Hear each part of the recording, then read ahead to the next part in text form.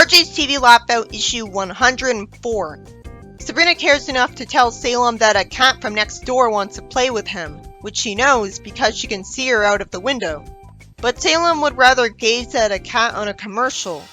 Salem thinks of himself as a mere mortal in this issue, even though he knows about the old joke that cats have 9 lives, like someone with human sentience would. Hilda spills her potion and he uses it on his tail to turn it into a wand, even though the potion would have only been meant to cause a very specific spell to happen. But that's only when it's ingested. Its sheer magical energy gives him the power to impress a cat. Why does he think she'll be impressed instead of just terrified? Conveniently, Sabrina saw what Salem did, and Hilda just shrugs it off because this particular batch of potion wears out in a few hours. Salem tells his magic tail to fly him over to Abigail's house. For no reason, even though he could have landed his flight right outside her door, in fact he could have just teleported to right outside her room, he decides to blast a hole in the wall around her house. And somehow she's not scared away after that. Instead she somehow remains calm and just hopes her bodyguard dog will throw Salem out. That's a very well-trained dog if it's actually willing to do a good job protecting a cat from that. Salem freezes the dog in an ice cube. Somehow, instead of the cat being terrified and running away, she just thinks it was a neat trick, and she's so bored that she welcomes a little diversion. I love that the cats are just using thought bubbles in this story. I can assume they're using telepathy to communicate and it's just translated to English for us. Even though regardless, she wouldn't be smart enough to have any kind of language. He calls her lovely and summons stuff cats would like, and somehow she doesn't see that as a big deal since she's the world's richest cat. She even thinks she has her own private fish store. It'd be her owner who owns all of those things, but a mere pet wouldn't know that. Salem creates a monogrammed scratching post, but despite it being made with magic, she doesn't care because she already has a dozen of those. And no wonder she doesn't care about them because other cats scratch them. The whole point of one of those is for the cat to enjoy. Salem tries to offer his looks and charming personality, and she doesn't care because she somehow has a dating service that offers dozens of cats as her suitors. What a waste of money for an already spoiled cat. If the owner loves that cat so much, why isn't he with her right now? Unfortunately, the magic in Salem's tail is already worn off right when he's faced with a bunch of mad, jealous cats. I just have to assume that it took hours for him to be sent all the way to Abigail's house. But why?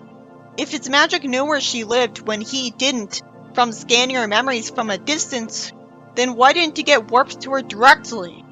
Hilda said it'd last hours, so this feels arbitrary. Thankfully, the story cuts past Salem getting hurt because I didn't want to see that. Sabrina says he looks horrible, but he barely looks different.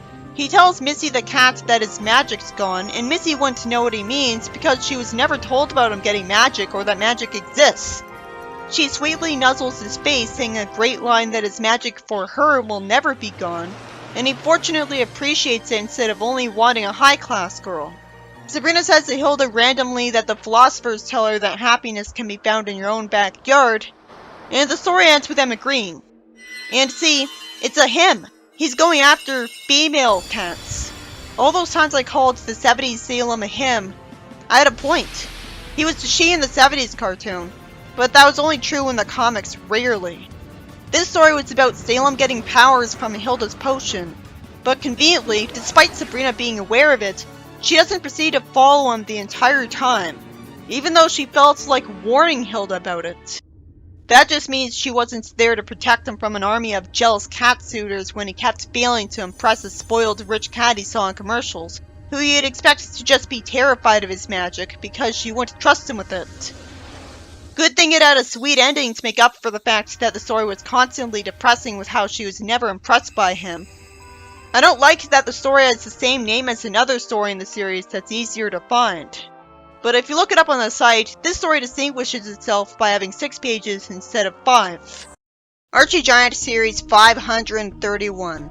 This was released before Archie's TV Laugh-Out 91. Della tells Hilda she's a disgrace to witches and is completely out of character by complaining about her still riding a 500-year-old broom.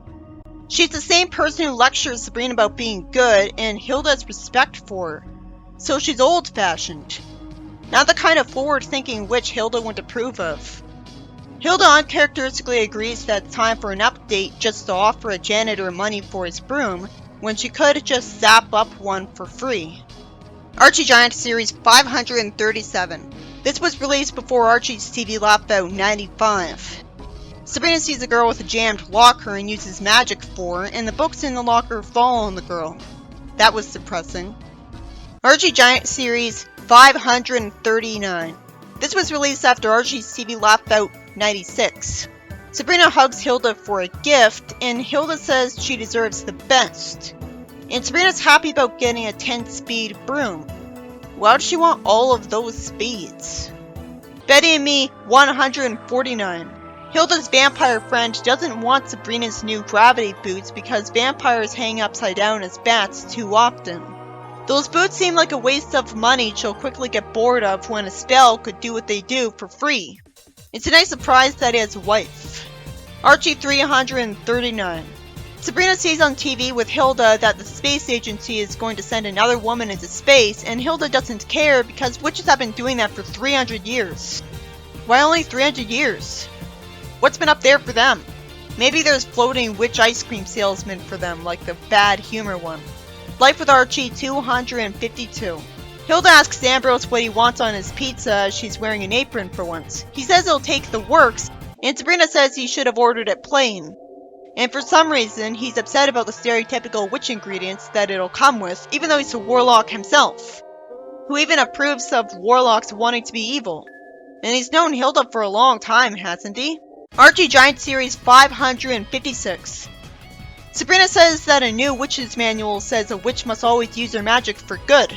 That's out of complete nowhere considering that Merlin was trying to teach witches to be evil in 2 different little Sabrina stories. It makes sense otherwise. Salem chases a bird and Sabrina uses magic to save it. Reggie says he saw that. Then he grabs the idiot ball by saying he's gonna tell everyone in Riverdale, when he should know she might use her magic on him, like before, and that no one would believe him. So instead of Sabrina simply casting a memory erasing spell like she's done before, she turns him into a dog when she wasn't angry at him. It's not impressive to have her turn him into an animal when she already did that. For no reason, Jughead finds the dog familiar and Archie says he looks like Reggie.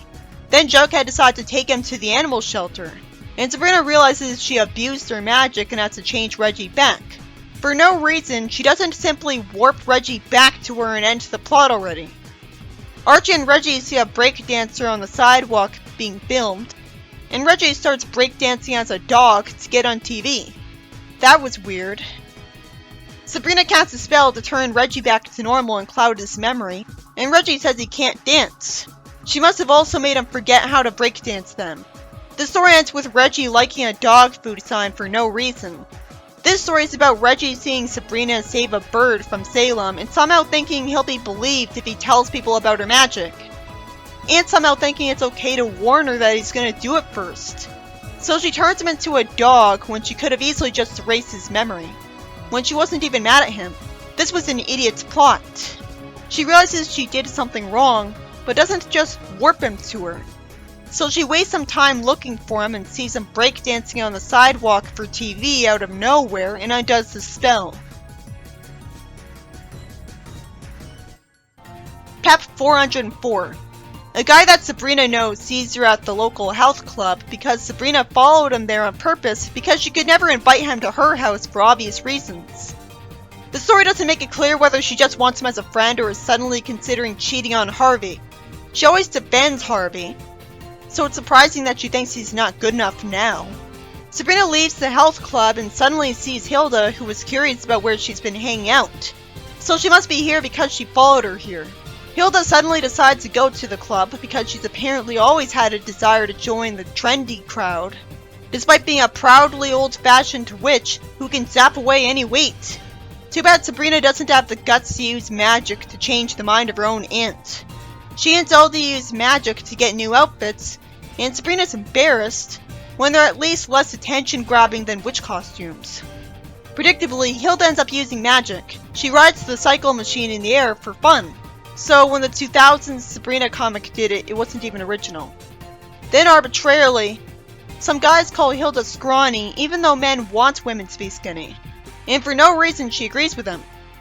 He naturally doubts she could lift weights, so Hilda casts a spell out loud to get super strength and break the equipment.